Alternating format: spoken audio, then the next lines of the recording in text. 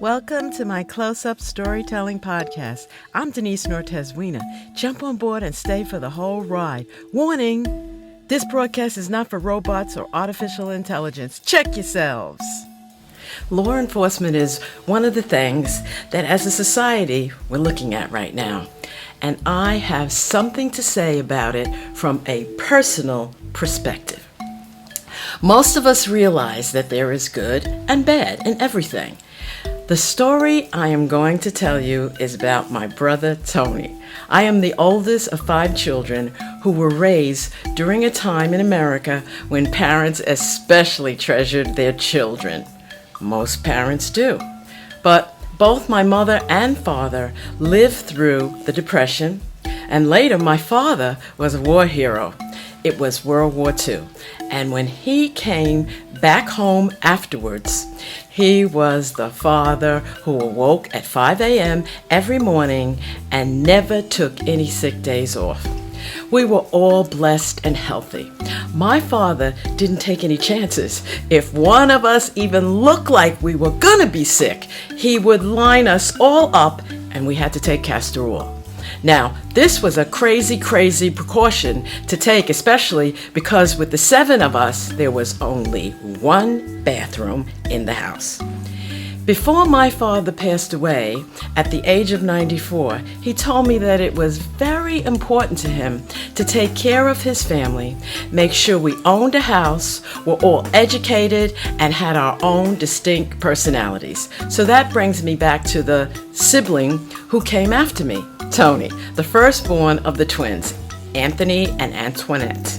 Yes, we all have our own individuality, but I can see a lot of what my father was about. Yes, I see it in my brother Tony. He was a very strong presence, and it's like he's always on a mission. Very early on, he took charge to protect his family. I mean, he was a young teenager, and he had a group of friends who embraced the cause of looking after and defending their sisters and brothers when problems came up. They call themselves the Safari 7.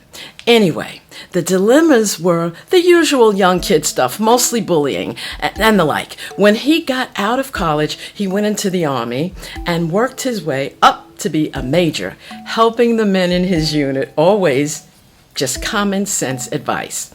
Our parents told us every chance they got, well, what they would say was, use your brain.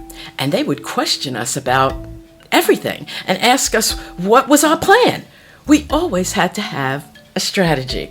So Tony went on like this, and as he continued in the world, his next step was to become a peace officer in the state of Texas.